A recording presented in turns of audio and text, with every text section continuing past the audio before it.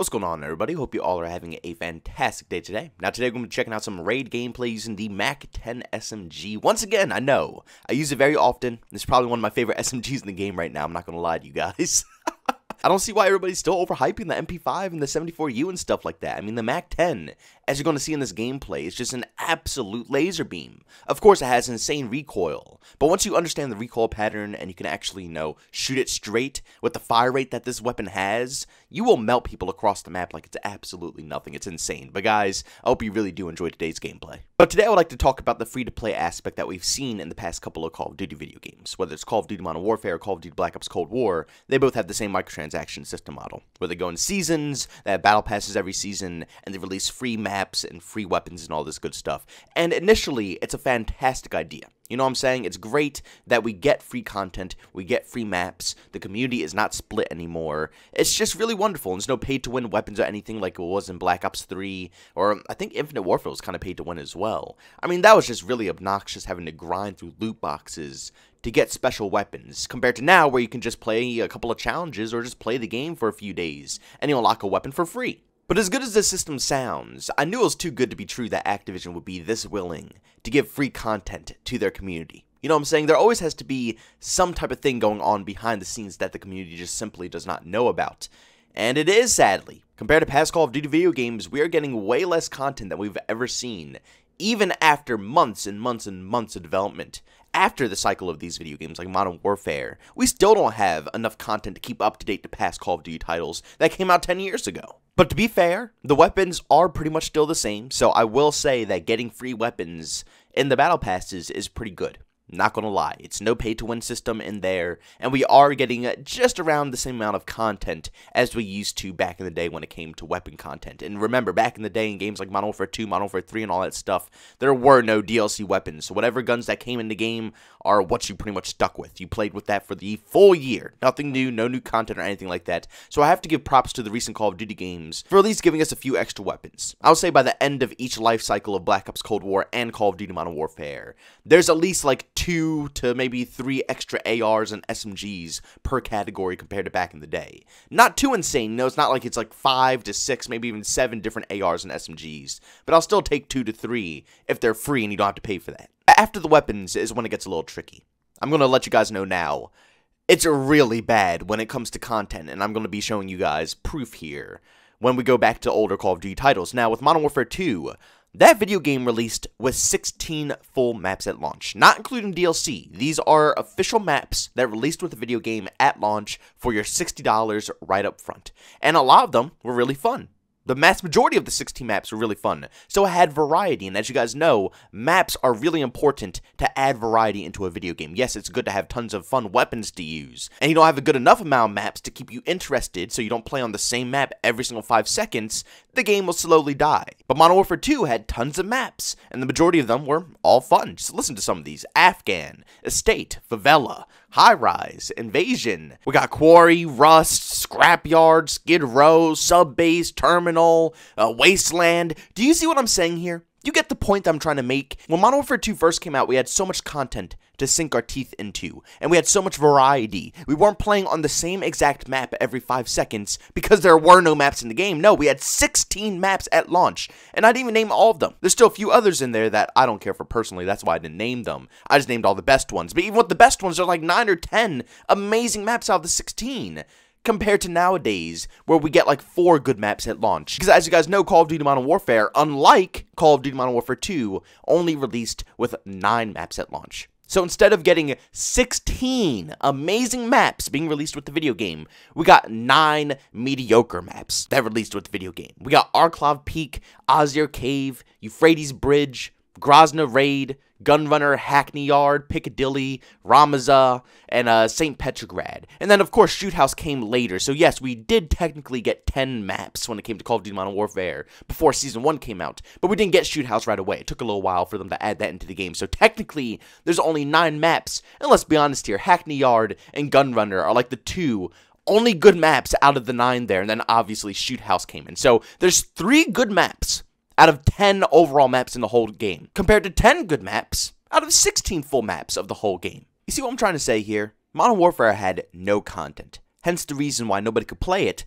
because we kept playing on the same stale maps every single time we touched the game, especially since there was only 3 good maps out of the 9 total maps in the whole game at launch. And on top of that, it wasn't even necessarily 9 maps, because 3 of them were made for 10v10, even though they allowed 2 of them to be put into the 6v6 playlist. Those 3 total maps were definitely 110% made for the 10v10 playlist. So it's not even like the whole game was designed around 6v6. But the worst part of it all is how long it took Modern Warfare to get to the point where it should be acceptable to the mass majority of the community. As you know, like I just said, Modern Warfare started off with 9 maps and then 10 before Season 1 started. So basically, I'm just going to start saying 10. I'm not going to say 9 anymore. So 10 overall maps altogether. But to get to the 16 mark, where, you know, it should be, because that's the initial amount of maps that we got all the time in Call of Duty video games, it took 4 months after launch to get to 16 maps that a game like Modern Warfare 2 would have already had at launch. And the way that I know this is because each season came out with 3 different maps. Season 1 was Crash, Shipment, and Vacant,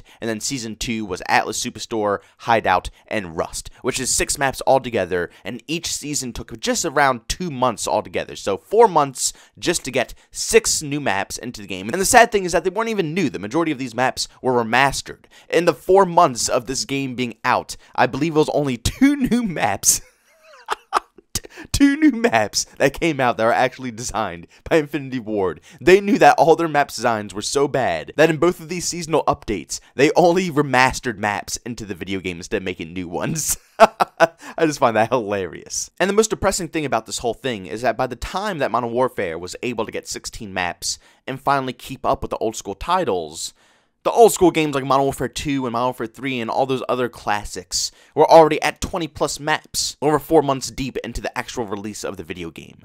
That's kind of depressing, I'm not gonna lie. It took 4 months for Modern Warfare just to catch up to some of these old school titles, just for the old school titles to surpass what Modern Warfare has already gotten, you know? It's like, it's a joke. It's actually a joke. And by the end of Modern Warfare's life cycle, we're getting 26 maps altogether, compared to other games where we've been had 26 maps, like 4 months into the life cycle of a video game. So at the end of the day, we're getting completely ripped off for our money. And you could definitely argue that back in the day, we used to get battle passes and stuff like that, and you would pay like $100 for the game plus the battle pass so you can get all the DLC for free, or you can go ahead and purchase DLC separately and stuff like that. So yes, you did have to pay extra money to get more maps in the game, but at the end of the day, I think I would rather do that than get no content in the beginning of the cycle, and then by the end of the game finally getting enough maps that it equals what we used to get in the past. We're waiting basically a year just for a complete Call of Duty video game, all because we don't want to pay for DLC content. At the end of the day, I would rather just pay for it. I understand it might affect the player base, and it will affect how easy it is to find lobbies when these games are older and we come to revisit and stuff like that, but I think it's very simple. Activision just has to add a feature where you can disable DLC very easily, instead of having to go into your downloads and, you know, undownload all this stuff so you don't have it on your game. Just make it a little option, a little switch that you can have right at your main screen. Say, oh, do you want to play with DLC or without DLC? You switch it off. It makes it easier for you to matchmake. Because right now in its current state, getting free DLC maps is ruining this video game. It's starting the game off with no content, we're getting a massive decrease in maps, and by the time that we finally get caught up to what we used to get in the past, the whole community is gone already. The community can barely last like 2-3 months into the cycle, let alone a full year into the development of this video game. Nobody's going to wait that long to get all of these maps, and Activision knows that. And Activision probably also knows that the majority of people don't even care about the lack of maps in this video game. The mass majority of the community is very casual. They'll hop in for a few matches, play the game, hop off, go about their business. A lot of people aren't hardcore Call of Duty fans, and they don't notice that we're getting completely ripped off. So Activision will simply just not change this microtransaction system model, because they know they don't have to put any effort into making sure that this game is complete. They can give us like 3 maps, and they'll still sell as many copies as they usually do. Something has to change about this, and honestly, like I said in the beginning of this video, I wouldn't even mind paying for DLC anymore at this point, as long as I can get more maps at launch. It's insane having to deal with like 4 decent maps to play every single time a game releases. What happened to the variety and the content? And these companies only had like 2 years to make these games back in the day, yet they can't get as much content out anymore? It just doesn't seem logical to me. But guys, I'm going to leave the commentary off there. I just want to keep you guys notified and just let you know that this whole system isn't anything special. To be honest with you, it's really bad.